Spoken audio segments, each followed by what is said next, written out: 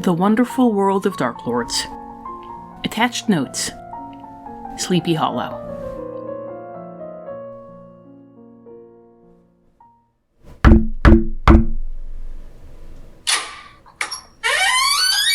Trick or treat! Happy Halloween, everyone. This is our trick for you. We had the treat earlier. We had our regularly scheduled October 13th Nightmare Before Christmas episode. It was a treat for us to make.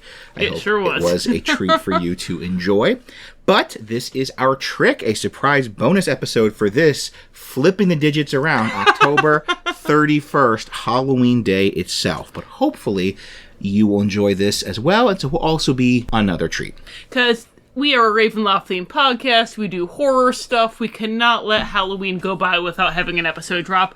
Plus, we've mentioned a couple times, we record these a couple months in advance, and this gives me an opportunity to wear my jack-o'-lantern shirt well before the typical season. Well before even Michael's has Halloween stuff and stuff. Yeah, I went there today. There wasn't anything. I was looking. So those Halloween fanatics among you, that'll give you some clues when we're recording this. For this bonus episode, we are going to be looking at the classic Walt Disney animated movie, The Legend of Sleepy Hollow. And we are going to be doing something unusual. Part of why we're doing this as a bonus episode is we are not going to be adapting it into a domain. We're going to be adapting it into an adventure. So we're going to be talking through the process of taking that story and then adapting it to an adventure to run with your players. Now, much like our other episodes, our domain write-ups, there will be a write-up for this that will be on DM's Guild. However, difference, we want to upfront this, it's not going to be free. It's going to be 99 cents, so not much. I think pretty good value. But it's more work to write up an adventure than it is to write up a domain write-up. This is going to be much longer. The domain write-up so far have been like 5, 6, 8 pages. This is going to be 20-something pages. So it is going to be a little bit of money if you want to have the text of everything we're doing here. But we are going to talk through the basics of the adventure right now for free for your listening enjoyment. So that is out there for you to use if you want to do that and save yourself 99 cents. This isn't just a however long this ends up being ad for the adventure. We are going to be talking through the process, give you hopefully some ideas if you want to do your own Sleepy Hollow adventure. Talk about some of the things that Tom thought about doing that, I suggested, helping him work through things, but ultimately he decided not to go with. And if you hear any of those and go, oh my gosh, that's so cool, you can use those and they wouldn't be in the adventure anyway. So bonus content, free bonus content. So we have our normal domain format, but as we said, this is not a domain. And so instead of our normal format, the lore, the land, etc., we're going to start with a couple of questions. That's kind of how we're structuring this bonus episode, this adventure bonus episode. So first question, why are we doing this? Why are we doing this particular animated feature? Why are we doing this particular feature as an adventure and not a domain? So, The Legend of Sleepy Hollow was produced in 1949. It was part of the movie The Adventures of Ichabod and Mr. Toad.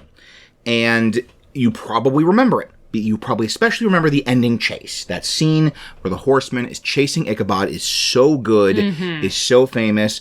I know many, many, many people, that is one of their, key to bring in another Disney-related property. That's one of their core memories of horror. That's one of the young age, and your teacher put it on, and that scared you, but in a wonderful way. Yes. So this has become, this Headless Horseman, the chase, Sleepy Hollow, has become kind of part of the Disney horror canon. Especially if you are kind of more on the Gen X millennial cusp side of things, because this was before Nightmare Before Christmas came out. When Tom and I were in third grade. Yeah. And our teachers were looking for something to show us on Halloween because they knew there was no way we were going to be paying attention in class. They didn't have Nightmare Before Christmas yet, so their options were Legend of Sleepy Hollow or the Night on Bob Mountain sequence, which has exposed bosoms in it, so they were going to go with Legend of Sleepy Hollow. And so, this is part of that Disney horror canon. Like the Haunted Mansion ride, like Night on Bald Mountain, which we got plans for. Put a pin in that. We're coming back to Night on Bald Mountain. Like the Skeleton Dance, or like nowadays Nightmare Before Christmas or Hocus Pocus. These are the sort of palette that Disney has to do Halloween and horror stuff. This was in the Disney spooky Halloween sing-along song party. They had the Headless Horseman song from this movie. in the Disney, like, Halloween oogie boogie spooky trick-or-treating party at Disneyland, they had the Headless Horseman as one of, like, the characters that was part of the celebration. This is part of the palette of horror for Disney, and our whole thing is Disney horror, so it really feels like we should at least touch on this. We should mention The Legend of Sleepy Hollow. We are morally obligated. Yes. Also, just as Rachel mentioned, this is I'm kind of the adventure guy, and this is also kind of my baby. That I really like the story of Sleepy Hollow. I really like the Headless Horseman. I think that the Headless Horseman is one of the iconic American monsters. I think that you have a lot of American monsters or cryptids, or, the Mothman or the Chupacabra or Bigfoot or whatever. This is one that's much more interesting as an iconic ghost. But an iconic ghost that's also a physical threat. Rachel, when we visited her parents' house, they had their whole set of Monster in My Pockets. Oh, I love Monster in My Pockets. Most of them, like, if you took out there's a lot of, like, folklore, mythology, legends, whatever, and if you took out the American ones, a lot of them are cryptids, but one of the ones you kind of put up there with, like, a Dracula, a Frankenstein, a Wolfman, a mummy, would be a Headless Horseman. So I hope we've made the argument that this is worth doing, that this is, for the podcast themed around Disney and horror, this is one of the great pieces of Disney horror, so it's worth addressing. So our second question is, how are we doing this? Yeah, because as Tom mentioned, we're not doing this as a domain, because there is a Headless Horseman domain. I'm doing air quotes. Right. You can't see me, but I hear some of you who have Van Richten's Guide to Ravenloft raising your finger to object to us. But the thing is, there's the Horseman's Bridge, and that is, it was in 2nd edition, but it's not really a domain, and the Headless Horseman isn't really a Dark Lord. It's an encounter. It's a floating pocket domain, like Carnival, like what we did with Nightmare Before Christmas, that, you'll be walking along, and then suddenly some bridge will turn into the Horseman's Bridge, and he'll come and attack you and everything. But that's just one encounter. You don't really get the chance to engage with him or with his story. You don't get the chance to engage with the core story of The Legend of Sleepy Hollow. Because, for a lot of us, and maybe for you, dear listener, is different, but for me, before our youngest went on a giant Sleepy Hollow kick and started watching Legend of Sleepy Hollow over and over and over again because he is our child and loves the spookiness. Not unrelated to our doing this episode. Yes. But the only thing that I remembered about Legend of Sleepy Hollow was, there was this gawky guy named Ichabod Crane who was kind of a dork, and there was a love triangle, and there was Brom Bones who looked kind of like Gaston, and then all the Headless Horseman stuff happened. But if you're doing Horseman's Bridge, if you're doing just you walk in and the Headless Horseman chases you, you're not engaging with any of that. There's no Ichabod Crane, there's no love triangle, there's no Brom Bones. Even though a lot of us don't really have strong memories of who exactly Ichabod Crane and Brom Bones are, they're part of the story. And that's not really something you can do if all you have is this floating bridge that the Horseman appears in. And we've talked about our qualities of an interesting Dark Lord, that they have to have their active ultimate darkness, that they have to have their torment, that they have to have that element of relatability, and that they have to have the domain reflecting the Dark Lord. And the Headless Horseman doesn't have any of them. Yeah, it's none of that. He wants his head. That's kind of a torment. Even if you're going to be looking at the Tim Burton Sleepy Hollow, if you wanted to turn that into a domain, the Horseman's not the one who's the Dark Lord there. Miranda Richardson is the Dark Lord there. Spoilers. Spoilers. For a 20-year-old movie. I understand why they wanted to do a Headless Horseman domain, because once again, it is iconic American horror, but it doesn't really work. And to kind of do the concept justice, and to be engaging with the story more, and to not kind of be making this not much of a character into a Dark Lord. This thing is, the Headless Horseman is almost more of an environmental feature, right? Yeah. You're kind of being decapitated by a tornado. Then it really made more sense to do it as an adventure. And the adventure will hopefully be engaging with the setting of Sleepy Hollow, the characters, and then building up to that encounter. So your players will be kind of going through that story of you're engaging with all this stuff with the characters, and then have the climactic chase / battle with the Horseman in the night. By the way, if you do want to make it into a domain, Tim Burton's Sleepy Hollow isn't a terrible model for how to do that, but make Miranda Richardson's plan and motivation make more sense. Yeah. So that brings us to some considerations. So we have this goal to make an adventure around Legend of Sleepy Hollow, building up that encounter with the Horseman. And so we start with consideration 1, which is, okay, where do we get more content? Mm-hmm. We don't want to invent it whole cloth like Tim Burton was with his bizarre, story about land inheritance and magic witchcraft assassinations. Yeah. So we want to take the story, Legend of Sleepy Hollow, and draw our adventure from that. So we'll start with a quick summary if you have not read this since 6th grade English or watched the Disney movie since 3rd grade Halloween Party. Let's do a quick review. So we start with Ichabod Crane, and he is this gangly schoolmaster who comes to the small Dutch town upstate New York of Sleepy Hollow.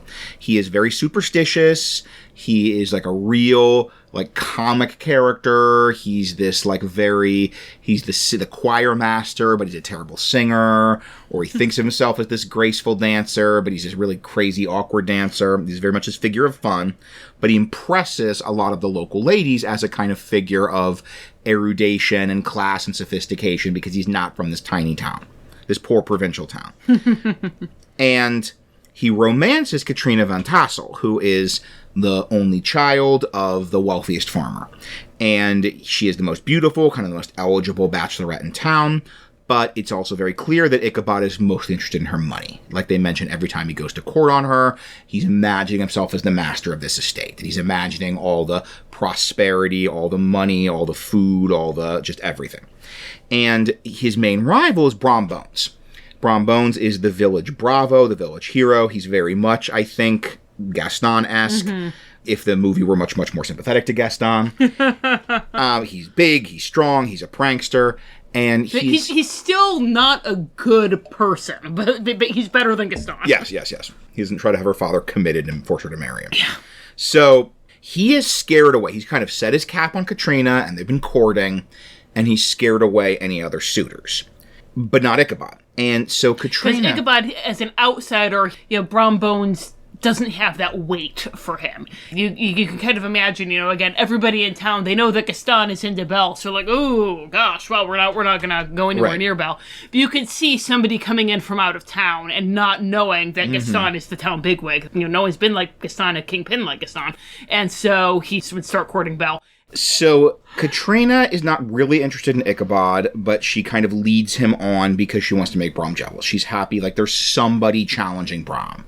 She wants that kind of competition over her. She really likes the idea of guys fighting over her hand and being this object of desire. And if there's nobody who wants to go toe-to-toe with your boyfriend, then you're never going to get that. And this does work. Brom is jealous, and he starts doing these escalating pranks on Ichabod. And Ichabod's very superstitious, so he's attributing a lot of them to hexes and witches and curses. And then there's a harvest party at the Van Tassels, which is pretty much always been presented as a Halloween party, though I don't believe it technically is. It's just really no. It's just they said it's autumn, and it's kind of a harvest festival, quilting bee. Huh. But no, I very carefully checked the word Halloween never shows up. But just we always it's such a story that we in our culture in every iteration it's been a Halloween party. So Ichabod proposes and is turned down. And as he's going home, the Headless Horseman attacks him. You have this most of the stories, this kind of dry-witted domestic comedy about these 3 jerks being jerks. They're so awful. But then we have that real great, just like the surprisingly faithful We Discover Disney movie. You have this amazing set piece at the end where the horseman's chasing Ichabod across the bridge, throws the pumpkin, and then we have the epilogue, and it says, no one ever found Ichabod. They found his hat. The horse wandered home.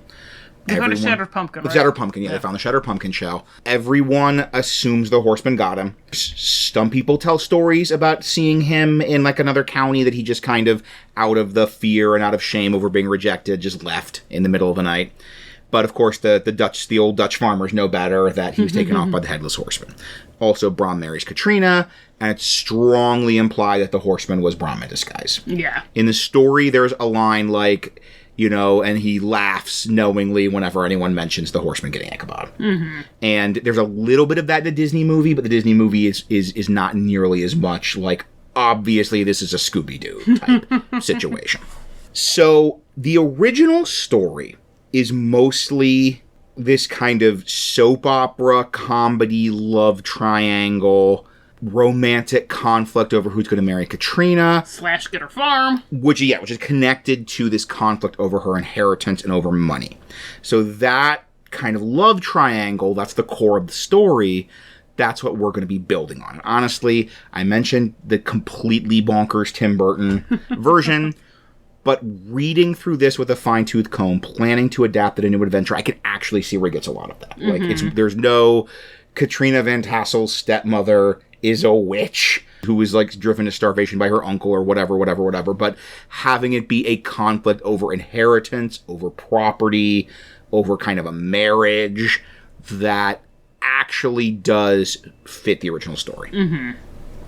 But as we mentioned, this love triangle is 3 jerks. Yes. So that brings us, Rachel, to consideration 2. Yes. So consideration 1 is about the story and how to make the story kind of better and more gameable.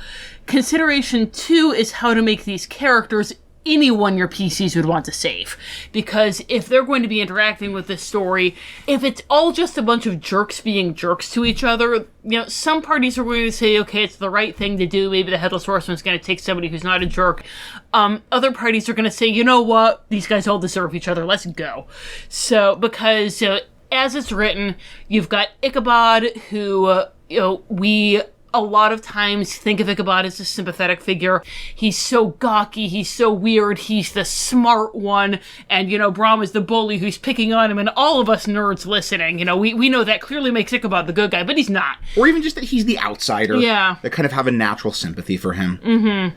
And so, Ichabod is just this absolute gold digger, who is interested in nothing except Katrina's money.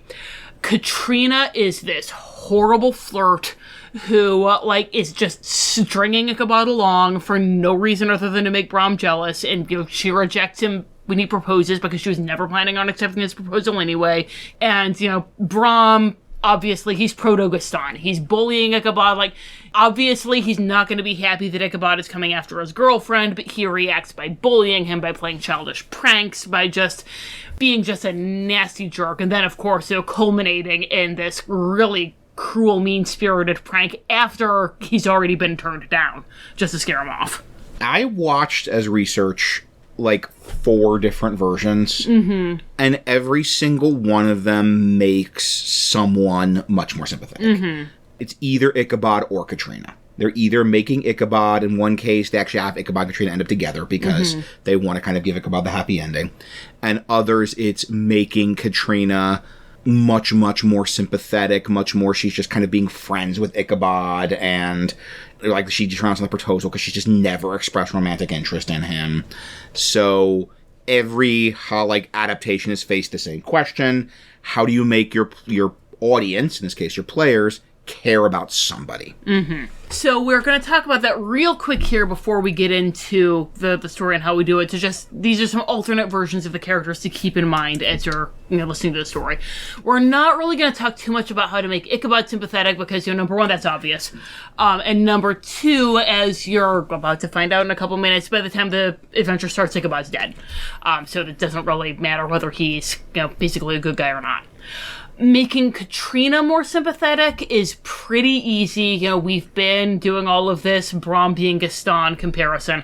So you could very easily have it be she's not into Brom. Everyone assumes she's going to marry Brom. Everyone's pressuring her into marrying Brom. Maybe even her dad thinks it's a great match. And, in those days, she wouldn't have had a whole lot to say about it if her dad thought it was a great match. But she doesn't want to marry this jerk. And maybe she did love Ichabod. Maybe he just wasn't Brom and gave her an alternative and a chance for somebody else. If you were doing this version of her, then I would say either have her accept the proposal, have him not propose, or have it be that she turned him down out of fear And, have her be, like, weepingly tell the PCs, like, oh, I was afraid of what Brom would do when he found out, but I wish I could have said yes. Something along those lines. It's very easy to make Katrina sympathetic.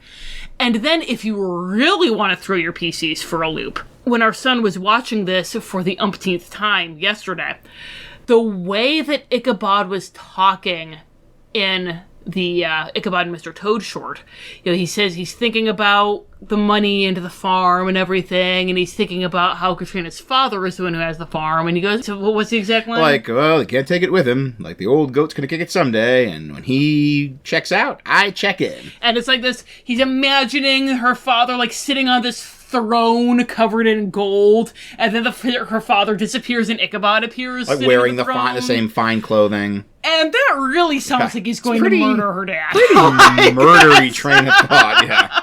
So if you really wanted to throw your PCs for a loop, you could have it be that Brom is actually a good guy. Maybe he's a little young and hot-headed and impetuous, but he found out that Ichabod was planning to murder Katrina's father. Right. And he tried to convince Katrina of this, and in this version, Katrina will be kind of smitten with Ichabod. He tried to convince her of this. She didn't believe him.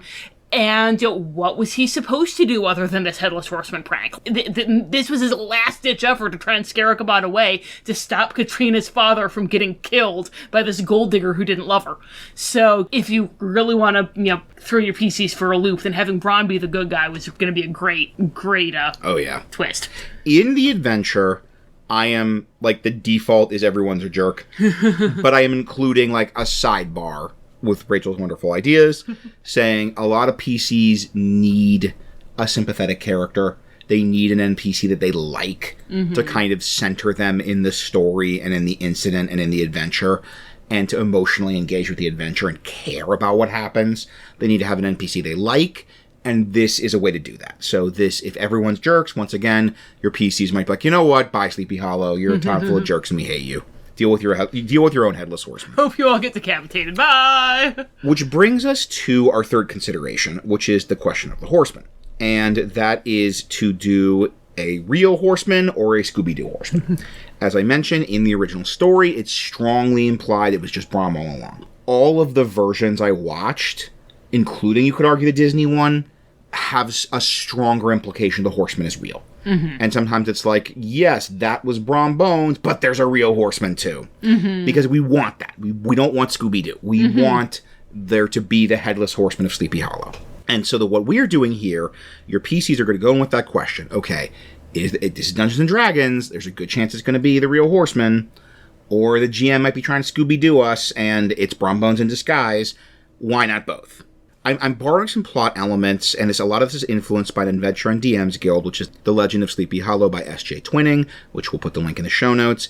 It is a version of Sleepy Hollow set specifically in Eberron, and it's very specific to Eberron. It's a great adaptation to Eberron, specifically, and it also goes into a lot more detail of like appeasing the horseman's spirit. Sort of much bigger part of the adventure is this sort of quest to get a specific sword that you can use to kind of defeat the horseman in the ethereal plane. And so my version, our version, is much more setting neutral, and I'm going to do a generic setting and a Curse of Strahd setting, and is less of the kind of metaphysic.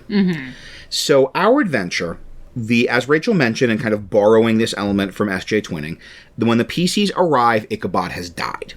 And we're imagining specifically it's that the prank that Brom was playing on him goes wrong. That as Ichabod is riding to the bridge, he clonked his head and died, because that can happen when that kind of thing is going on.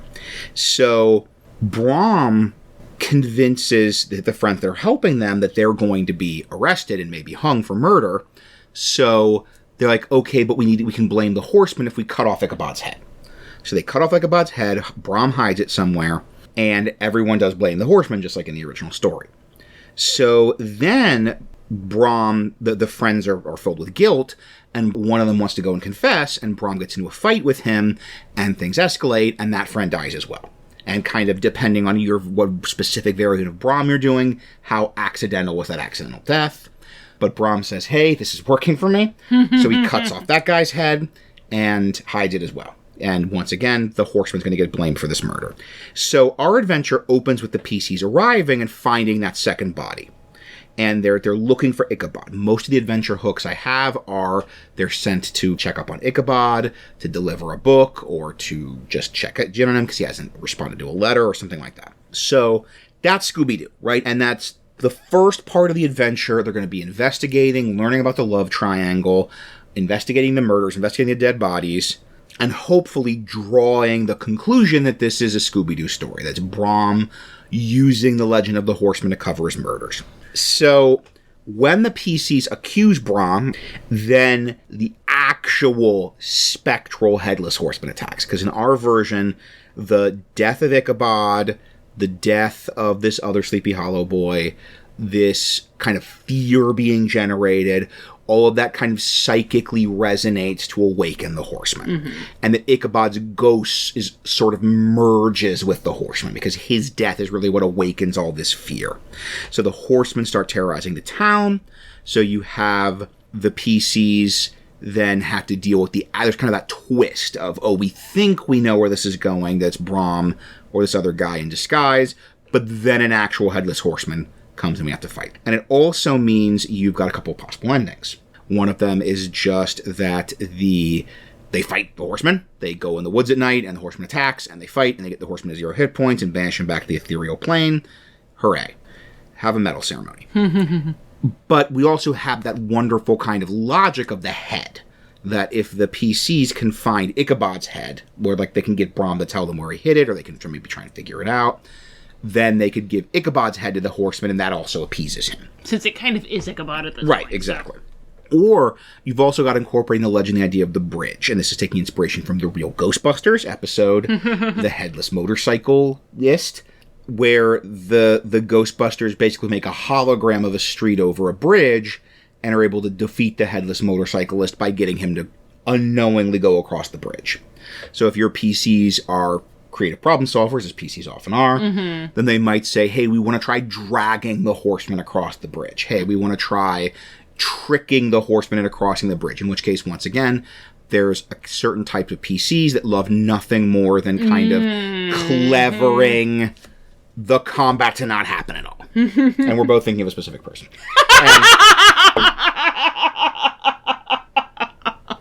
Like the best fight is the one where they're like come up with a clever plan that avoids the fight ever happening.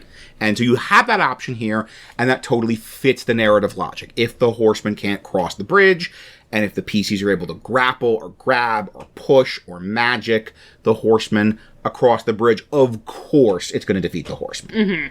That's basic ghost story. Basic ghost science. Basic horse science. So that is roughly our adventure. You have the initial discovery of the body, you have the investigation, and then you have the twist kind of going in Act 3 of the actual Horseman appearing.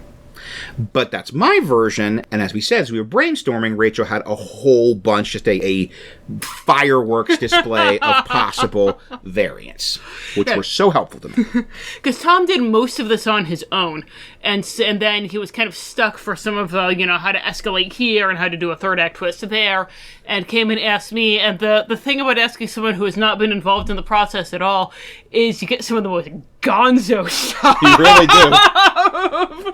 So there are some very gonzo ideas here that do not fit this particular adventure very well, but if you hear one of these and say, oh my gosh, I want that to be the climax of my Headless Horseman adventure so bad, then take it, run with it, have fun. So one possibility is what the final confrontation with the Headless Horseman is going to look like.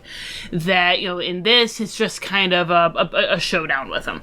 And if you want it to be something more dramatic, something more tied in with the love triangle, then you could have it be the Headless Horseman desperately wants to kill Brom. Like, all of his energy is focused on killing Brom. You have to save that little sleazebag's life and make sure that the Headless Horseman doesn't get him no matter how much you want the Headless Horseman to kill him. And so that is one possibility for kind of how to make the climax work. Another is that he wants to kill Katrina. And specifically, it might be that he wants revenge because he realizes she was stringing him along, if you're going with Katrina the jerk, or even if you're not and you want to think she was stringing him along. Another possibility is if he's still in love with her in his weird ghosty way, maybe he wants to take Katrina. He wants to, kidnap her, maybe kill her so she also becomes a ghost, maybe cut off her head so that she becomes his headless horsewoman. Again, we're talking about the Tim Burton Sleepy Hollow a lot here, but kind of drawing a lot from that image of the horseman, like, pulling Miranda Richardson onto his horse and going into the roots of the tree with her. Mm-hmm. That basically he wants to do that with Katrina. Another thing is you could have, for kind of the escalating tension, Ichabod's ghost is going to be coming after Brom's gang, the Sleepy Hollow boys. He's going to be angry with them. And so if you want him to be kind of doing typical ghost stuff as well as, his full-on headless horseman riding along with his sword, then maybe there's some kind of vandalism happening with the Sleepy Hollow boys, that their business places are being wrecked, that the farmers among them, maybe even Katrina, they wake up and their livestock has been decapitated. Just all this awful stuff is happening to them. Your PCs think that this is part of Brom's campaign of intimidation, that he's trying to make sure that they're staying quiet and covering up his involvement, but it's actually Ichabod's ghost trying to get revenge. And then, if you really want to get weird, a possibility, when we were talking about... This is very different. This is very different. But we were talking about the possibility of Ichabod wanting to kill Brom and marry Katrina. One way to do that would be if he were to take Brom's head, right? If you were to take Brom's head, put it on, kind of, mystically become Brom, and that way he gets to marry Katrina. And so you could have that just by itself, that he wants to kill Brom, take his head, and have this unholy wedding ceremony. You could do a weird thing where if he decapitates someone at night, then during the next day, he can wear their head. And, basically, by night, he's the headless horseman. Right. By day, after he kills someone, he gets to be them. He gets to put their head on and go around, like, being a doppelganger of that person. Doing heaven only knows what kind of mischief. So if you wanted it to kind of be more of a psychological horror, like paranoia, who could we trust, and kind of stretch this out beyond the one encounter to a much longer, much more social game, then you could do that. So hopefully, even if you don't want to go with our basic idea that we're writing up, those are some ideas for a cool Sleepy Hollow adventure for you and your players. But that adventure will almost certainly involve some kind of confrontation with the Headless Horseman. Mm-hmm. So let's talk a bit about how we're getting those stats. Now, the obvious choice, there is a Headless Horseman creature in, I believe, Van Richten's guide called the Dullahan. But that is a CL10 encounter. Mm-hmm. So that's a very tough encounter, especially for a lot of parties, especially because, as I said, I'm trying to adapt this for part of Curse of Strahd. So I want to come up with a lower CL version of the Headless Horseman. And my goal is like a CL4 creature, and then maybe I can go up a little bit, like 5 or 6 pretty easily. And so starting with a Nightmare, because that kind of gives you the horse that's magic, tramples, that's spooky, and that can appear and disappear from the ethereal plane. And the basic stats of the Nightmare, but then giving it also a melee sword attack. And they're basically good, right? The Headless Horseman does 2 things. He rides and he chops. But there's one more thing the Headless Horseman does, which is he throws his pumpkin head and it explodes. So I'm adding that once a day, it's like one time in the encounter, can basically do a weakened version of Fireball. Normally Fireball is 8d6. Once again, that's a bit much especially with like an explosion, like area radius. It's a potential TPK. Mm-hmm. So I'm making instead 5d6. That is this 5d6 area effect of the horseman throws his pumpkin head, big explosion of fire, everyone makes their dexterity saves, and tries to not be burned by pumpkin fire. And in theory, the horseman should have a Vorpal sword, right? That's the horseman's whole thing, is chopping off heads. If to go back to the Tim Burton movie where the most murder happens, it's just head chop, head chop, head chop, head chop. Vorpal sword would be like the perfect thing to say this is how that's working. You could look at the horseman in the Tim Burton movie and say, yep, that's a Vorpal sword, all right. But I am not. I am not going to give an NPC that just, this is my taste, you might want to go for it. But my take on it is, even though the horseman has a Vorpal sword, fits the flavor the best, I do not want to put a monster against my PCs that has a 1 in 20 chance every attack of one-shotting the PC that they're attacking. It seems like, it only a natural 20. That's going to happen. Like, you're going to get 3 natural 20s in a row. If you have, this person is going to kill the PC on a natural 20. Yep. 3 natural 20s in a row. Guaranteed. I might even say, because this is kind of the way I do things, that when they defeat the horseman, if the horseman leaves a Vorpal sword behind, but I would not do the Horseman attacks PCs with a Vorpal Sword, because I think that's too much risk for instant TPK or instant one-shotting of a PC, and that's not going to be fun for them. If you're the kind of GM who doesn't want to have different rules for the monster and the PC, well, it can't be a Vorpal Sword because you didn't have a Vorpal Sword, which I get that. You are seen. Then you could do kind of a modified version where it can only decapitate once a day, and by the time he encounters the PC, he's already used it. You can see him one-shot an NPC to get that, like, cool, oh no, head chopping. Yeah, that's good. That's a good idea. That's a really good idea. That's even a nice, like, if you don't want to give the NPC, you're not necessarily ready to give your PCs a magic item that powerful, then that's a pretty decent, like, that is a little bit of a nerf on the Vorpal Sword. If they get the sword, that's a once a day. That is our basic summary of our adventure. How the basic story, the Act 1, the Act 2, the Act 3, roughly how I'm statting up the Horseman. And the neat thing with this adventure is that you have Act 1 and 2 are going to be mostly social and investigation. They're going to be investigating the murders, and that involves engaging with the soap opera, learning the story of Ichabod and Katrina and Brom and their relationship with each other, and learning the town. But then the specific details of Act 3 can be adjusted, can be determined by what connections and relationships and conclusions your PCs make in Act 1 and 2. So one of the Sleepy Hollow boys is Adrian Van Ripper, and if, like, they really glom to him, like, they really befriend him and feel sorry for him, then the big Horseman attack can center around him. And they can be protecting this NPC we care about from the Horseman. Or, if they really hate Brom, you could make Brom much more of a secondary villain. It can be that Brom refuses to reveal the head's location, so kind of it's his fault this is still happening. Or even something where Brom kidnaps Katrina. Says, oh, the Ichabod, wants the Katrina, so I'm going to give him Katrina to end the attack, to save my own skin. Like, really make him a slime ball. And then they're fighting Brom as much as they're fighting the Headless Horseman. And that... Straight Gaston. It's straight Gaston. So how your PCs act and what decisions they make and what connections they make and how they react to the NPCs when they're exploring all this social investigation, when they're learning the backstory of the town, who do they decide is the bad guy, who do they decide is the good guy, then that can play out in Act 3. Like, Act 3 is just, and then the Horseman attacks them. And that can be, the specifics of that can be a good, satisfying climax for whatever decisions and discoveries they made in Act 1 and 2. So hopefully, as I said, by the time you read this adventure will be up on DM's Guild. It will cost 99 cents, which I don't think is too much.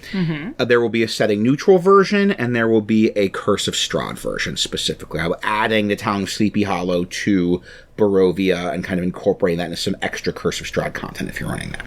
Although if you're not doing Curse of Strahd and you're just doing General Ravenloft, it's clearly in Mordant. There is no universe where Sleepy Hollow is not in Mordant. Yeah. This has been a little peek into our thought process of taking a story and adapting it into a D&D adventure. And if you like that, I have a couple of other horror movies I've adapted into adventures you could see on DM's Guild, just looking at the other works by this author. We also have some resources we've made for spooky kid stuff.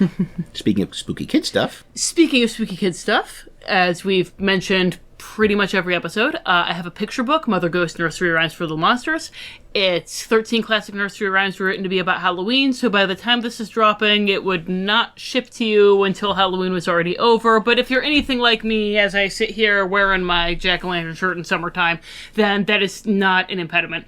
And I also have some short stories for adults. Those are on my website, www.rachelkoehler.com, and the great thing is most of them are free, so you can go and read some of the other stuff that I've done. Not even 99 cents. Not even 99 cents.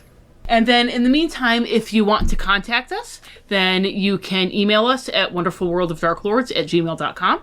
You can find us on Facebook at Wonderful World of Dark Lords, and then on Twitter, which is probably where we're the most active because that's where the Dark Lords are. Wonderful World of Dark Lords is too long. Wonderful Dark Lords is also too long, so you can find us on Twitter at Wonder Dark Lords. Woo! If you run this, please let us know how it went. Please let us know who your PCs decided was the biggest jerk in Jerktown. Let us know if you used any of the variants or just ran it straight, or if you tried to make anyone nice or just said, you know what, I'm just going to make this as hateful as possible. Always a valid approach. Thank you for listening. Happy gaming and happy Halloween.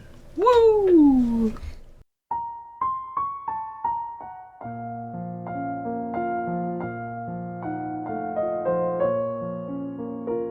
This has been The Wonderful World of Dark Lords. We have no affiliation with Disney or Wizards of the Coast. All music recordings used in this episode are in the public domain and were obtained through museopen.org. Titles and links are in the show notes. The Wonderful World of Dark Lords logo was designed by Haylight Jones. You can find links to their work in the show notes. Thanks for listening.